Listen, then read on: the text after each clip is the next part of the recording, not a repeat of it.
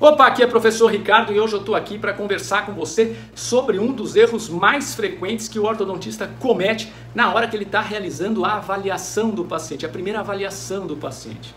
Muitas vezes o profissional, para avaliar a relação sagital do paciente, se ele é um classe 1, se ele é um classe 2 ou se ele é um classe 3, ele pede para o paciente realizar a oclusão em máxima intercuspidação. E ele avalia esse paciente com ele em máxima intercuspidação. Muitas vezes esse profissional vai encontrar uma relação de classe 1. Ele solicita a documentação para o laboratório, essa documentação chega até ele e ele encontra lá uma relação de modelos em classe 1. Muitas vezes até os dados cefalométricos em classe 1. Ele faz todo o planejamento ortodôntico e explica o tratamento para o paciente com ele em uma relação de classe 1. Ele coloca o aparelho na boca do paciente e um mês depois esse paciente retorna em classe 2. E muitas vezes uma classe 2 significativa, mostrando que ele possui uma relação de classe 2 esquelética, sendo ortocirúrgico esse caso. Por que isso aconteceu? Isso aconteceu porque esse paciente, em relação cêntrica, apresenta um toque prematuro. E quando ele vai para a máxima intercuspidação, para fugir desse toque prematuro, ele projeta essa mandíbula para frente, saindo de uma relação de classe 2 real, em relação cêntrica, para uma relação de classe 1 postural em máxima intercuspidação.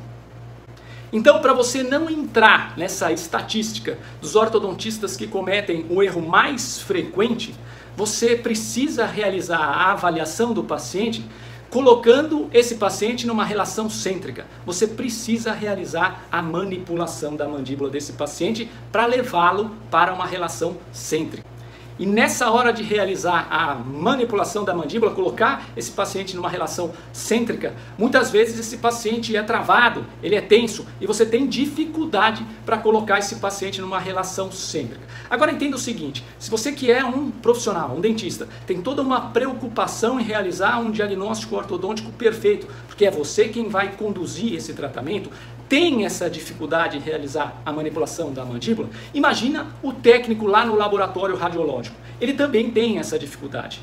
A diferença é que a preocupação dele, a maior preocupação dele, não é com o diagnóstico ortodôntico, e sim com a sala de espera que está cheia de paciente e ele precisa dar conta de todos aqueles pacientes em um determinado período.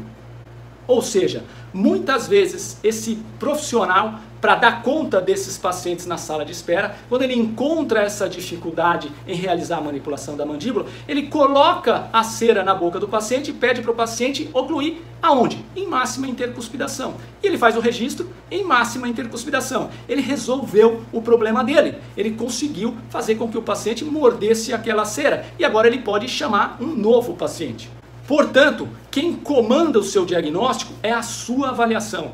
E é por isso que você precisa realizar a manipulação da mandíbula do paciente para avaliar essa relação sagital do paciente. E para que você consiga realizar essa manipulação da mandíbula de forma mais facilitada, eu criei 4 passos que vão ajudar você a colocar esse paciente em uma relação cêntrica na hora de realizar a manipulação da mandíbula. Vamos lá?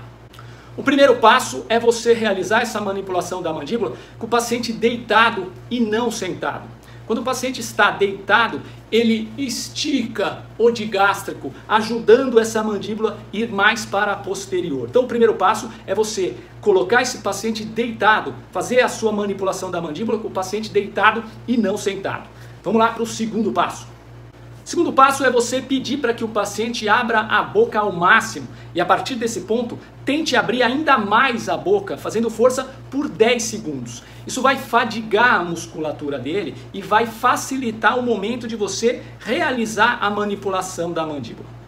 Vamos para o terceiro passo.